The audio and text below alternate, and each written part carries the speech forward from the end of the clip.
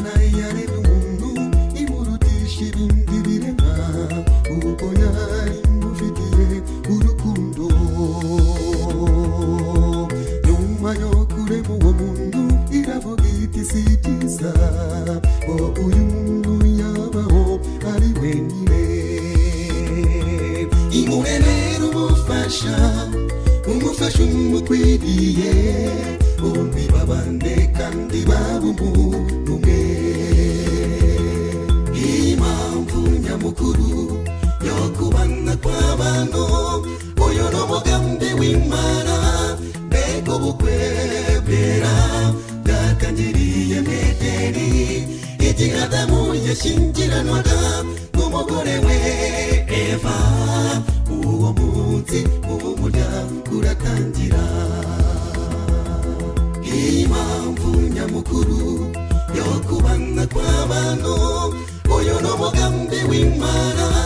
Mbega ubukwe bwera bwatangiriye mu Edeni, igihe Adamu yashyingiranwaga n'umugore we Eva. Uwo munsi umuryango uratangira.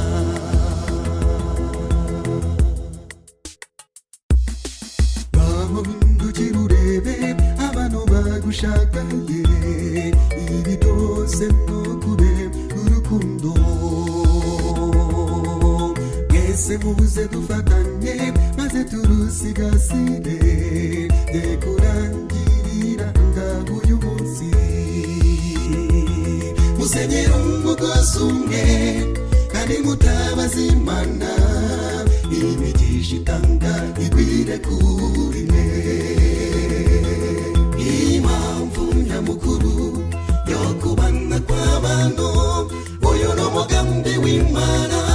Mbega ubukwe bwera bwatangiriye mu Edeni, igihe Adamu yashyingiranwaga n'umugore we Eva.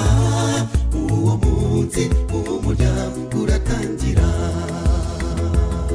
Impamvu nyamukuru yo kubana kw'abantu, uyu ni umugambi w'Imana. Mbega ubukwe bwera bwatangiriye mu Edeni, igihe Adamu yashyingiranwaga n'umugore we Eva. Uwo munsi umuryango uratangira.